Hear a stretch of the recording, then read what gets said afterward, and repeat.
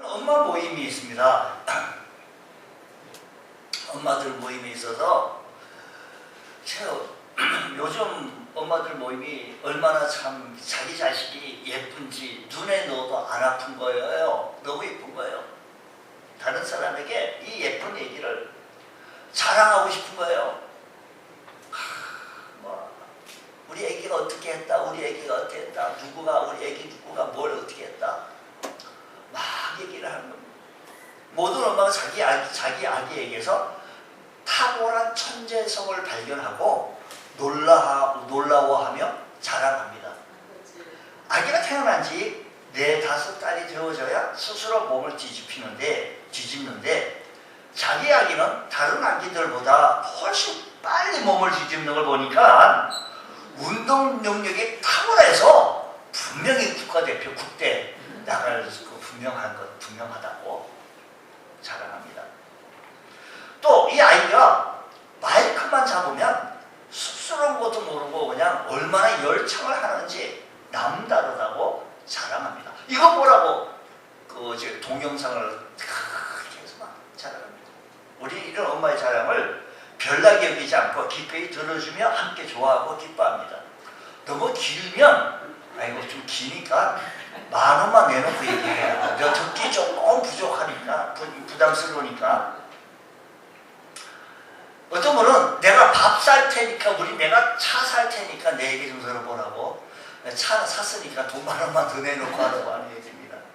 이 자랑을 하는데 사전적 의미는 자기 자신이나 자기와 관계 있는 사람이나 물건, 일, 따위가 썩 훌륭하게 남에게 칭찬받을 만한 것임을 드러내야 할 이 말하는 것을 자랑이라고 사전적 의미를 그렇게 얘기합니다.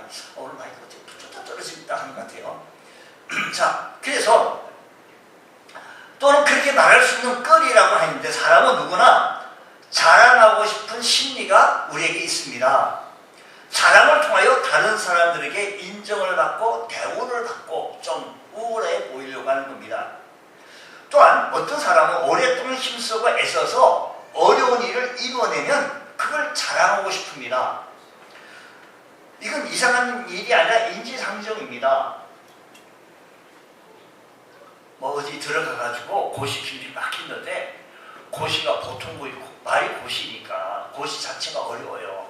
사법고시 또 무슨 고시, 임용고시 또 무슨 고시 있어요? 또 무슨 고시, 음악고시 있어요? 크게 얘기해봐야 안 들리면 무슨 고시 있어요? 사법고시, 임용고시 또 무슨 고시 있어요? 뭐 이런 고시들이 있는 거 고시는 참 어려운가 봐요. 어려운 얘기를 많이 제가 들어요. 그래서 이렇게 몇 번 해가지고 고시에 패스한 사람들이 얘기 들으면 얼마나 자랑하는지 프라이드가 대단합니다. 운전면허요 몇 번 떨어져가지고 운전면허에서 손에 쥐면 그것도 잘하. 나 이번에 운전면허 땄다고 썩 꺼내가지고 면허증 드라이브 라이센스 뭐라고 이렇게 얘기해요. 우리나라의 차 사순 할머니가요 운전면허 필기시험 보는 것만 해도 950번.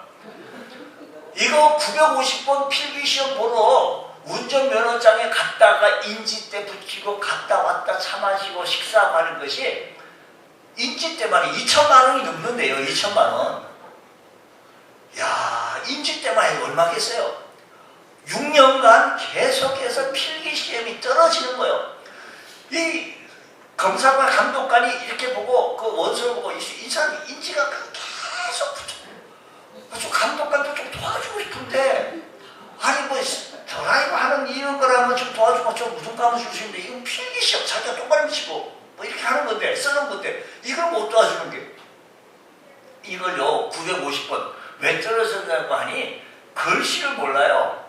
한글을요 우리가 영어를 몰라가지고 영어 시험을 몰라하니까 모르니까 토익에서 박제 받을 수밖에 없는 거겠죠. 어쨌든 이렇게 해가지고요 5년간 인지 때만 해도 그렇게 많았는데 950번 만에 되고 960번 만에 이제 자격증을 땄어요. 얼마나 자랑스럽겠어요. 6년 만에 자격증을 땄으니 보통 1-2달이면 따는데 젊은 사람들 18살 또 고등학교 미국에서 뉴욕타임즈에서 이걸 홍보하는 거. 이거 좀 보라고. 이렇게 포기하지 않냐고. 이 할머니 보라고. 저렇게 홍보하고서 저렇게 나왔어요. 포기하지 않냐고요. 대단한 겁니다. 대단한 거죠. 네, 이렇게 좀 자랑할 만해요. 저렇게. 이거 보통 자랑할 만한 세계적인 뉴스거리에 대해서 기아가 현대 저 조그만 모닝차 나이 조그마한 차를 저 사람에게 그냥 줬어요. 물려줬어요. 야, 저런 분은 참 이렇게 참 대단한 진념의 할머니였습니다. 당신 그렇게 따가지고 뭐 하실 거예요? 손주들하고 마트 가려고 그랬대요. 시작을 출근하려고 하는 것이 아니라 마트 가려고 저렇게 땄다는 거예요. 야, 그렇습니다. 우리가요, 이렇게 자랑하면 우리가 이렇게 웃고 이렇게 하지만 우리가 자랑을 너무 하다 보면 교만한 마음이 듭니다. 자랑하면 안 되는 것이 있습니다. 큰 일을 이루었으니 내가 큰 능력의 사람이라고 자부심의 사람 앞에서 자기 자랑을 시작하는 걸 보면 다른 사람을 듣기가 좀 눈살 찌푸리기 짝이 없습니다. 또 비싼 옷을 입고 가지고 이 옷이 얼마짜리인 줄 아냐고, 이 가방이 얼마짜리인 줄 아냐고, 지금 이 차가 얼마짜리냐, 똑같은 기종이라도 이거는 노블레스라고 더 등급이 높은 거라고 옵션을 얼마나 떼 부었는지, 아 이거는 뭐 내가 다시 수작업을 해가지고 자랑하는 겁니다. 그 자기가 돈을 많이 들여가 차에다가 막 액세서리 막 붙이고, 가방이요 세계적으로 10개 나온 건데 이게 우리나라에 한 개밖에 없는데 이걸 내가 지금 가지고 있는데, 옛날 박근혜 대통령한테 이걸 갖고 싶지 했는데 이래가면서 자기 가방을 자랑하는 사람이 있다라고 한다면 듣는 사람 아주머니들이 와 얼마나 좋아하고 얼마나 부러워하겠어요. 나중에 보니까 그 짝퉁이라 그러더라고요. 참 이게 참 자기가 다른 사람보다 우월하다는 것을 내세움으로 말미암아 나오는 것은 교만한 마음에서 나온 그런 자랑입니다. 히스기야라고 하는 왕이 있었습니다. 히스기야 왕이 죽을 뺑 돌렸어요. 그 하나님한테 살려달라고 기도했더니 하나님께서 그를 살려주셨어요. 그 생명을 더 연장시켜 줬으니 얼마나 좋아요. 하나님이 생명 살려주신 거예요. 그러니까 먼 외국에서 이 얘기를 히스기야 왕이 죽을 뻔했는데 살았대. 그러니까 축하하러 가자고 요즘 말로 하면 쌕쌕이 한 통 사가지고 문병처럼 온 거예요. 문병처럼 왔는데 어떻게 살아서 건강 회복했으니, 요즘 이렇게 얘기했어요. 이 회장님께서 왕이시여 건강이 이렇게 회복했으니 이렇게 좋을 수가 있습니까? 너무 반갑고 좋습니다 라고 얘기했으니 히스기야가 그렇습니다. 정말 내가 죽을 뻔했는데 하나님이 나를 이렇게 살려주셔서 이렇게 회복이 돼서 왕의 정치를 왕노릇을 잘할 수가 있게 되었습니다 라고 하면 얼마나 좋겠어요.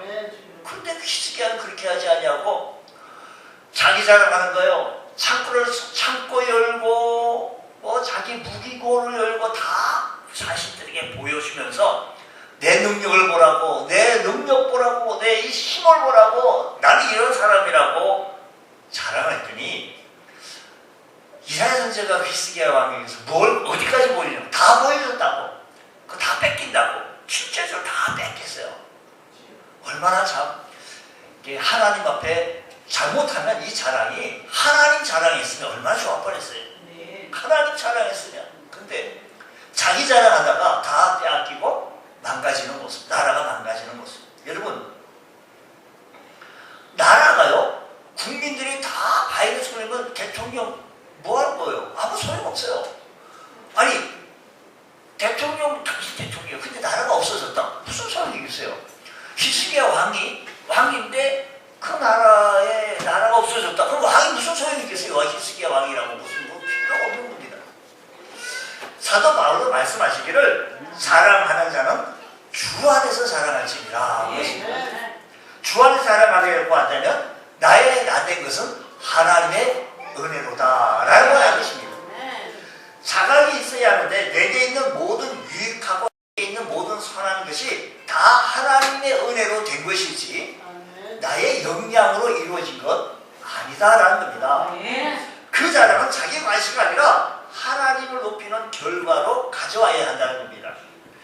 빌립보서 우리가 읽는데 사도 바울은요 유럽 관문인 마게도니아 지역에서 건너가서 최초로 세운 교회가 빌보 교회인데, 교인들의 대다수가 그 당시에 교회를 세웠는데 그 상황 속에, 예전 우리나라도 그랬어요. 우리나라도 처음에 교회에 들어갔는데 교회를 세웠는데요, 우리 앞에 선조 지금 하는데, 지금은 그걸 많이 그렇지 않지만 그 당시는요, 우상에 쪄들어져 있어, 관습에 쪄들어져 있어요.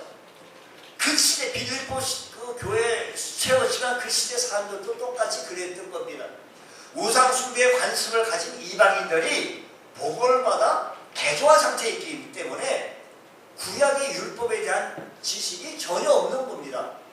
더구나 당시에 그의 대부분 교회들이 단임 목회자가 안 계시기 때문에 사도들이 전해준 말씀에 따라서 신자들이 자율적 신앙생활을 해야 하기 때문에, 그러다 보니 때로는 이단적의 가르침에 받아들여서 홍역을 치르고 있다는 겁니다.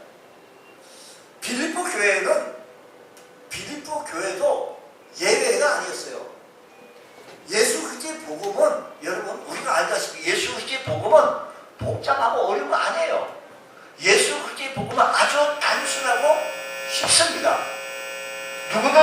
누구든지 하나님의 아들 예수 그리스도를 나의 구주와 주님으로 믿으면, 영접하면 하나님의 자녀가 된다.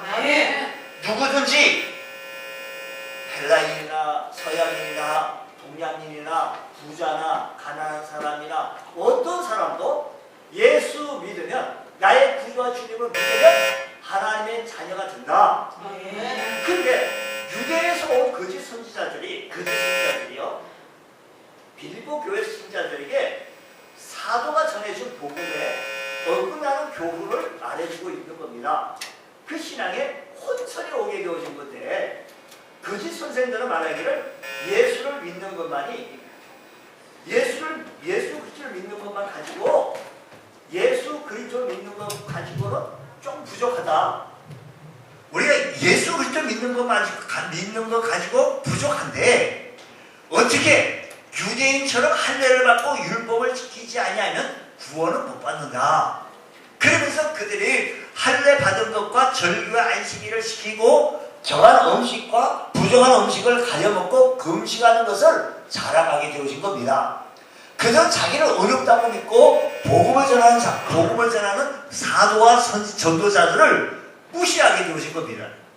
그러자 그들은 예수 그리스도의 피를 부정한 것으로 여기고 은혜의 성령을 욕되게 하는 자들이 아닐 수 없게 되어진 것인데, 그러므로 사도 바울은 이 얘기를 듣고 말하기를, 오늘 본문에서 2절의 말씀은 개들을 삼가고 행악하는 자들을 삼가고 목명을 상해하는 일을 삼가라 라고 얘기한 겁니다. 사도는요, 바울 사도는 거짓 선지자를 가리켜서 거리를 배회하고 집에서 키우는 애완견 말고요. 요즘에 애완견이 인형 같더라고요. 지금 인형인 줄 알고 물감도 들여가지고요. 그렇게 인형인 줄 알고 사람 움직여요. 막 뛰어요. 그래서 개인 줄 알았어요. 어쨌든 그런 개 말고요. 사도 바울께서는 거리를 배회하고 들에서 들개 움직임 물어뜯는 들개에 비유하고 신자들의 영혼을 하늘로 이끌어가는 자들을 행악자들이라고 얘기한 겁니다. 이런 개들과 행악자들은 사도 시대뿐만 아니라 오늘날도 신자들의 영혼을 노리기에, 오늘 우리가 성경 같이 읽었던 2절 말씀은 개들을 산다고 행악자들, 생각하는 자들을 삼가고 몸을 상해하는 일들을 삼가라 했습니다. 여러분, 오늘도요, 신천지를 비롯한 이단들에게 속아 넘어가서 자기 어머니에게 간을 이식해주고 가족들에게 내가 신천지라고 하는 교인이라고 말을 할 수 없는 그런 신자가 진짜 신자니까. 나중에 그래서 의료진까지 이번에 뭐 이렇게 코로나19가 들어가고 처음부터 그런 얘기 안 하고 나중에 그런 얘기하고 참 안타까워요. 이런 이단들에 속아 넘어서 그들의 종로를 하는 자들이 얼마나 많은지 참 모른다는 겁니다.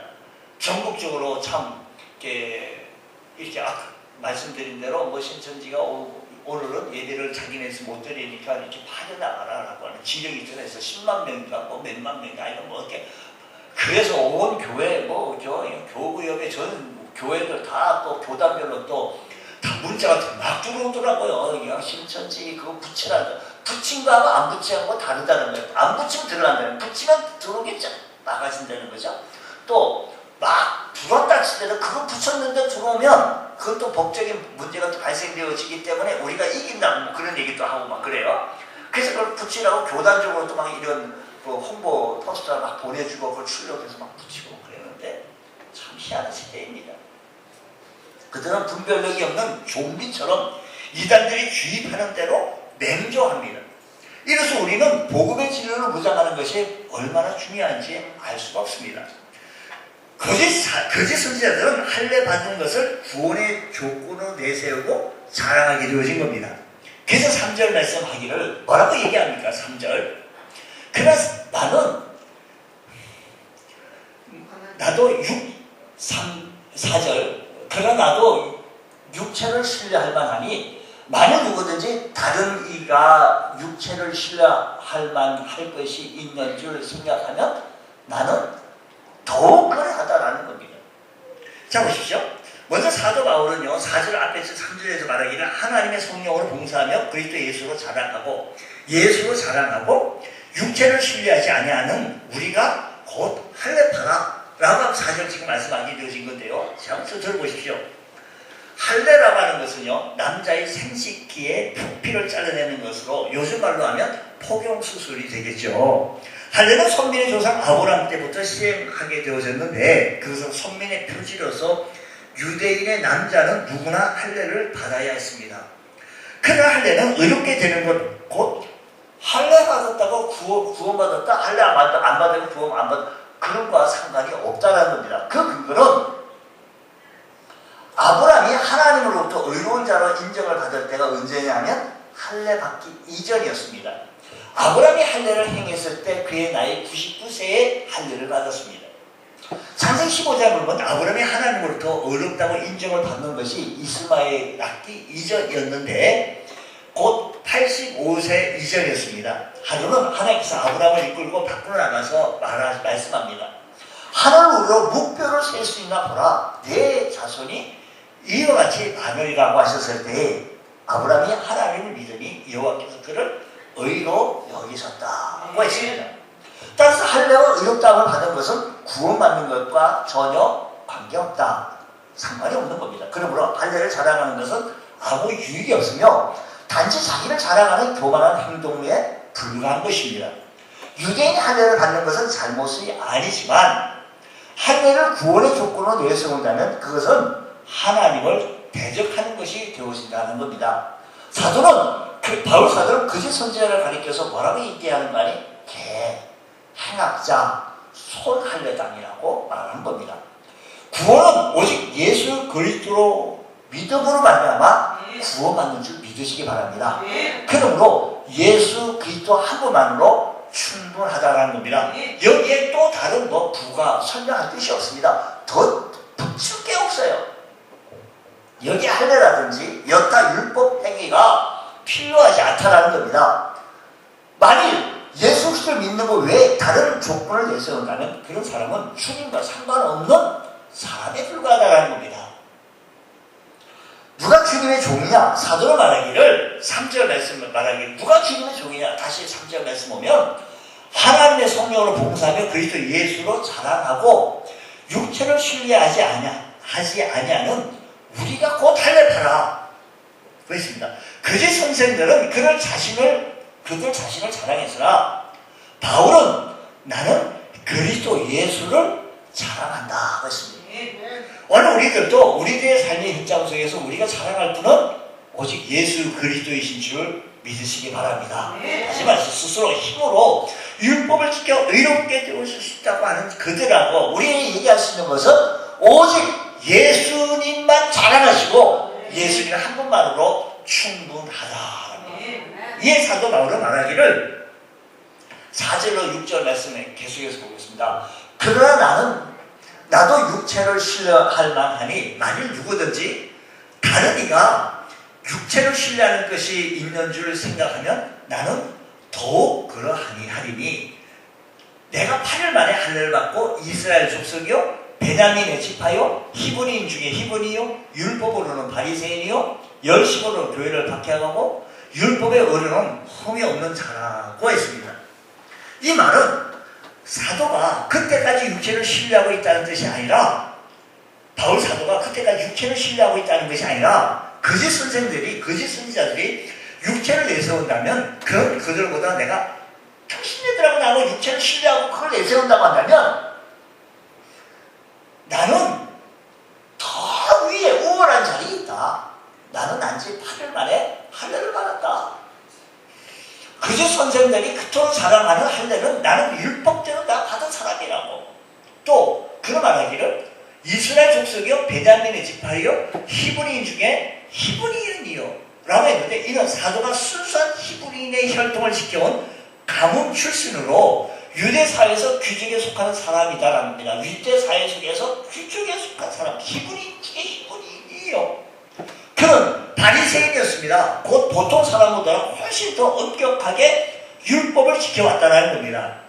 또 뿐만 아니라 그는 교회를 핍박하는 일에 열심을 냈습니다. 바울 사도는 교회를 핍박하는데 열심을 했는데 서대반 집사가 순교할 때 가편 투표, 즉 찬성 투표를 던졌고 증인도를 했으며 대제사장에게 권한과 위임을 받아서 기독교인을 체포하려고 하는 도중에 담에서까지 달려갔던 사람이 바로 나홀시다 라고 얘기하는 겁니다. 율법의 의로는 험이 없는 자요. 이 말은 당시 유대인들의 기준에 의하면 유대인 당신들이 말하는 그 기준에 의하면 내가 험이 없는 사람이라고. 이처럼 바울 사도가 자기 육체를 자랑한 이유가 뭐냐면 그것은 할례나 혈통이나 열심이나 율법을 지킨 이 모든 행위가 구원받는데 아무 소용없음을 말하기 위한 것이다 라는 겁니다. 거짓 선지자들은 육체를 신뢰하는 것이 있다면 사도는 그들보다 더 많지만 바울 사도 당신네들보다 더 많지만 그냥 그런 것들이 하나님 앞에서 구원받을 공로가 되지 못한다라는 것입니다. 주님, 오늘 이 시간에 우리가 주님 앞에 섰습니다. 주님이면 충분한데 세상 주님도 하고 또 무언가 또 참 킵하려고 그래. 바다를 가지려고 그래.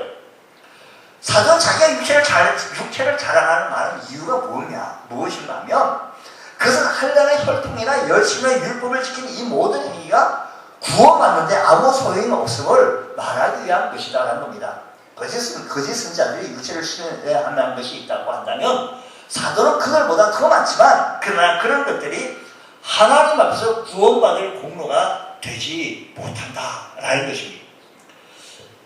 여러분, 어떤 사람이 자기는 5대째 기독교인이고 조상 중에 누구가 순교자가 있고 뭐 있다고 일찍 기독교를 믿은 것은 좋은 일입니다.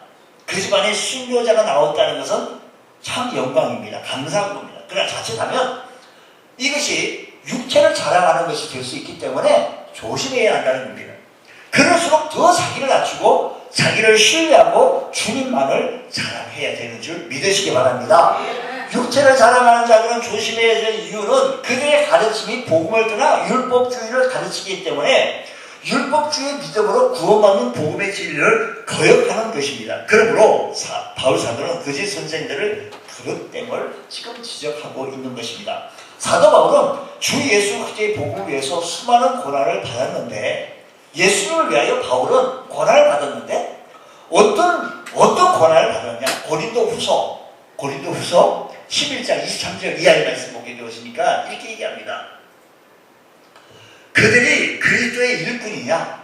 정신없는 말을 하거니와 나는 더 그러하도다. 내가 수고를 넘치도록 하고 옥에 갇히기도 하고 더 많이 하고 매도 수없이 받고 여러 번 죽을 뻔하였으니 유대인들에게 40에서 가마매를 5번 맞았으며 25절 3번 태장으로 맞고 1번 돌로 맞고 3번 파선하고 일주일을 깊은 바다에서 지냈으며 여러 번 여행하면서 강의 위험과 강도의 위험과 동족의 위험과 이방인의 위험과 신의 위험과 광야의 위험과 바다의 위험과 거짓 형제 중에 위협을 당하고.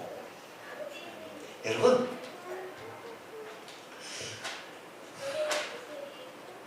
바울 사도는 주님을 위해서 이런 고난, 지금 이 말씀을 그냥 쭉 읽었지만요, 사실 이 말을 서기하고 들어가면 또 수고하고 애쓰고 여러 번 자지 못하고 줄이고 목마르고 여러 번 굶고 춥고 헐벗으노라. 그전 선지자들이 하찮은 자랑을 했지만 사도는 주님을 위해 고난당한 것을 자랑하고 있습니다. 그래서 사도 바울은 더 이상 그러한 것들이 자랑하지 않겠다는 겁니다. 왜냐하면 이 모든 것이 하나님의 은혜로 된 것이기 때문에 그러나 하기를 28절 말씀 보기 되어지니까 이 외에 이런 고사하고 아직도 날마다 내 속에 눌리는 일이 있으니 곧 모든 교회를 위하여 염려하는 것이에요. 교회를 위하여 염려한다. 29절 누가 약하면 내가 약하지 아니하며 누가 실족하게 되면 내가 애타하지 아니하더냐. 내가 부족불을 자랑할진대 내가 약한 것을 자랑하노라. 여러분, 우리는 사도 바울처럼 우리의 장점이나 공로를 자랑하지 말고 오히려 약함을 자랑해야 할 것인데, 세상적인 것을 자랑하지 말고 자기의 부족함과 약한 것을 자랑한다는 것은 즉 겸손하게 척하는 것이 아니라 주님만을 높이기 위한 것이다. 지금까지 우리 주님을 잘 섬겨오셨습니까? 주의 몸인 교회를 위해 헌신 봉사해 오셨습니까? 그 모든 것이 주님의 은혜인 줄 알고 나에게 축복 주신 주님을 자랑하시는 여러분 되시길 주의 이름으로 축복합니다. 우리 약할 때 강함 되신 줄 한번 부르겠습니다.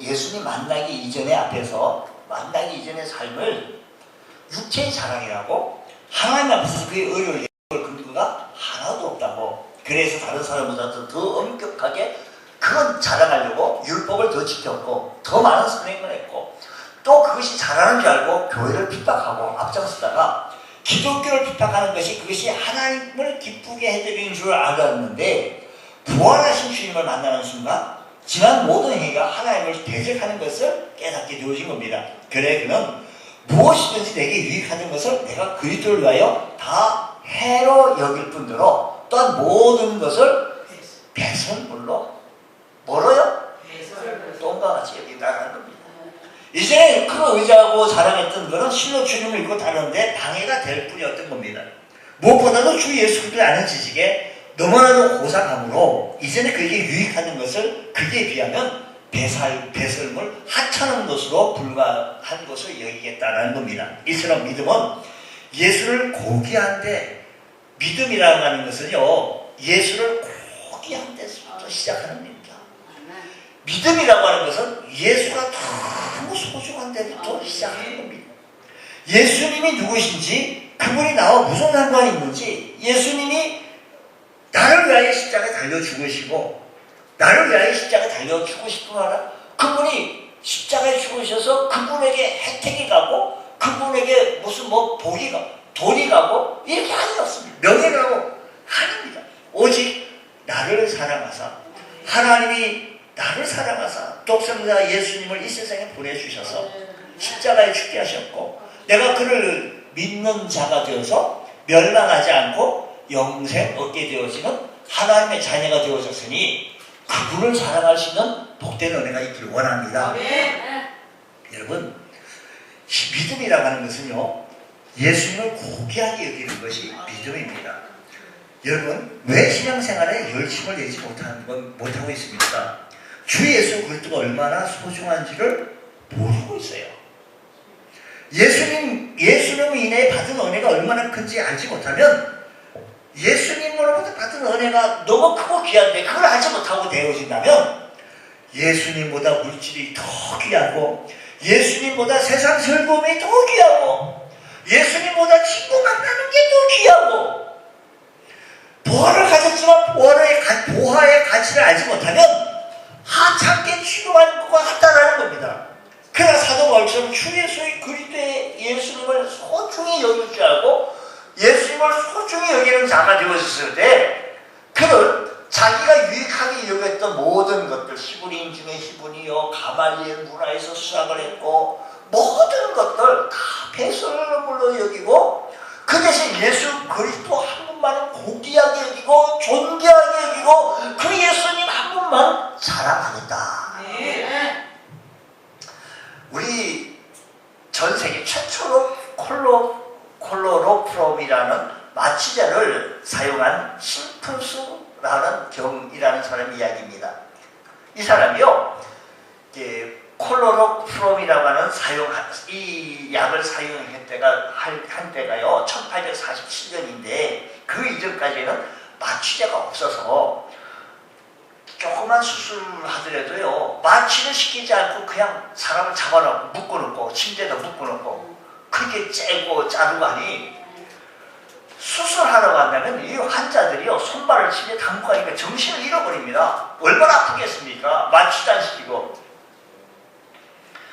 여러분 우리가요 마취제가 있어서 뭐 마취도 하고 뭐 대장 내시경도 하고 위 내시경도 하고 뭐 이렇게 해가지고 하는 것도 해냈는데 마취 안 하면 굉장히 고통스럽지 않습니까? 근데 이 사람이 이걸 발견했어요. 요즘은 이 약품의 부작용이 알려져서 마취제를 이 약은 지금 설명드리는 콜로로프롬이라고 하는 마취제를 사용하지는 않고 있지만 오랫동안 환자들이 고통을 줘주는데 그 기여한 것은 맞아요. 한 번은 어떤 사람이 이 심푼슨 경에게 당신이 최대의 발견이 무엇입니까? 라고 기자가 물었습니다. 분명히 이 사람은 이 마취제를 발견한 것이라고 얘기하려지 않았습니다. 그는 말하기를 나의 최대의 발견은 예수님께서 나의 구주가 되신다는 것을 발견한 것입니다. 라고 얘기한 겁니다. 그는 수술실에서 사용하게 된 것은 결코 무시할 수 없는 소중한 발견이었지만 그 때문에 수많은 환자들의 심각한 위기를 넘겼고 그 어려운 수술도 잘 넘길 수가 있었습니다. 그러나 이 약품을 최초로 수술에 사용하는 길을 열던 사람으로서 자랑할 만한 것인데 그는 오히려 예수님을 알게 되어지고 예수님을 내 마음속에 모신 것이 내 자랑이고 내 생에 잊지 못할 감격이다라는 겁니다. 여러분 우리가요 이 생에서 가장 소중한 분으로 믿음이라는 것은요 예수를 고귀하게 여기는 거예요. 소중히 여기는 거예요. 우리 왜 신앙생활에서 열심히 되지 못하냐면 예수가 좀 하찮아서 그래요. 그거보다 대비해 볼 때 요것보다 요것이 더 귀해 보이고 커 보여서 그걸 붙잡는 거예요. 열심을 내지 못해요. 주님만 티 보이고 예수만 소중히 보일 줄 아는 우리 모두가 되어지기 원합니다. 우리가 찬송해요. 주 예수보다 더 귀한 것 없네. 이 세상 부귀와 바꿀 수 없네. 영육을 내 대신 돌아가신 그 놀라. 우리 찬송가 94장인데요. 주 예수보다 더 귀한 것이 없네. 한번 해보겠습니다.